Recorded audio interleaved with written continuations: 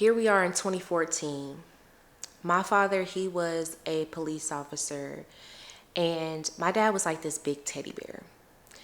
He was 6'6", 200 some pounds, and just full of love, light, and just great energy. You ask anybody about my father, he was the best man ever. My dad was someone who loved for people to feel protected. Make a long story short, he wore his police uniform to church one day. And the church that we were going to, the son-in-law of the pastor was this big drug dealer. We didn't know. And he was hired by the feds to be an informant and bring in corruptive cops, basically anyone that he could get to go along with this fake drug deal. He approached my dad one Sunday after church and asked my dad to basically do security for a job. Didn't tell my dad what the job was, didn't give him any type of detail. He just told him, you don't have to wear your uniform, just have your badge and your gun. Pretty much you'll be undercover.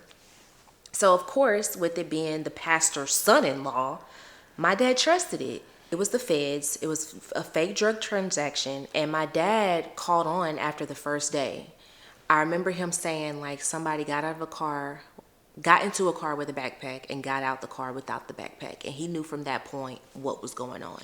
But he thought he could make his own investigation and do like this whole bust. He literally had a notebook and was keeping names. He was keeping phone calls. He was keeping license plates, times of stamps of everything, locations, everything, like literally preparing an investigation to bust. And the whole time the investigation was on him.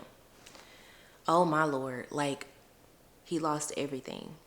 I can remember just being so numb because my father has never been away from us. He's always been very present. We literally, like if we didn't live with him, we would go spend summers and like Christmas breaks, Thanksgiving breaks with him.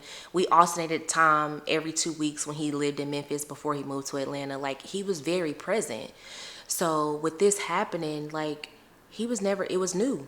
He had never been arrested. Like my dad was always somebody on the other end.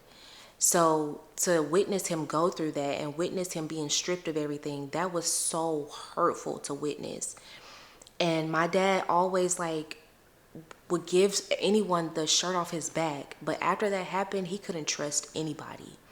I literally watched my dad suffer till the day he died. And that was something that put a fear in me to basically always like go after what God is telling you to do, because if not, this is what the other side could look like.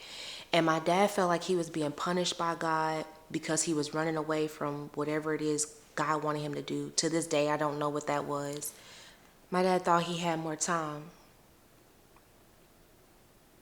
He went away in 2016, was supposed to be released in 2020.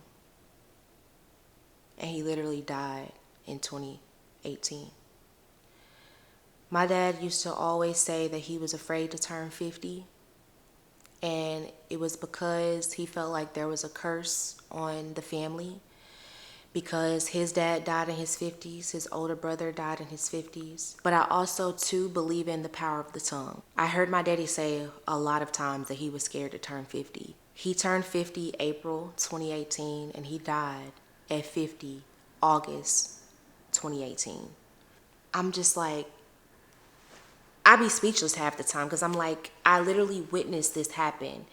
And that's part of the reason why I've made this video, because God instructed me to do it. I'm going to do it. I'm not going to run. I'm not going to do the things that I want to do and go after the life that I want, because I'm I fear God, okay? I don't play those type of games. I don't want to suffer. I want to live a fruitful and abundant life. I want to end the generational curse in my life.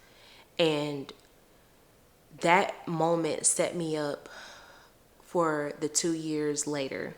Well, during this time, this was probably about 2016, I can remember being fired from my job. Now, I'm someone that was always a go-getter. Like, I would always have a job. I would always have some money, because my daddy taught me at 16, I had to get a job and learn how to be responsible. So now here it is. This is my first time being fired from a job, because usually I was the one, I quit a job if I ain't like it. And within 2 weeks, I had another one. So this was the first time that I'm like applying for jobs. Nobody's hiring me. I wasn't hearing back from anything. I'm living with my mom. I got a kid. I can't provide for my child. It was a lot mentally and emotionally. And right after I was fired from my job, a month later, literally, my car was totaled. I was in a car accident and this guy literally turned into, like, came out onto me and it totaled my car. So now I have no job, no car. During that time, I didn't have my father to talk to. My father was my best friend. He was my counselor. He was everything to me. And because, he was incarcerated at the time, we would only have like 20 minutes to talk on the phone. That wasn't enough time to tell him like everything I was going through. And then the emails they were being by the guards or whoever else. Who do I have to talk to? I felt like I was being stripped of everything that I ever knew. And that's what led to me like wanting to attempt suicide. It was foreign. I didn't know myself. I didn't know where to go. I didn't know who to talk to. It was just a lot. I can remember sitting on the floor, being so depressed. My son, he was laying down for a nap. I saw some Advil PMs that I had sitting on my night table. I poured like a handful of them in my hand. And right when I was about to take them, my son wakes up. He gets down on the floor to me. He sees me crying my eyes out. He gets on my lap, takes his fist, and wipes my tears like this. He looks at me, and he just lays his head on my chest. I lost it. I couldn't believe that I was literally like about to take myself out of here, and he needed me. God used him in that moment to show me that you don't have to do this. I named my son Emmanuel because it means God is with me. And in that moment, God worked through my son to stop me from doing something that I would have regretted. Because I can imagine now my son going through life without me. I couldn't imagine that in a million years. Now me and my son have the best relationship.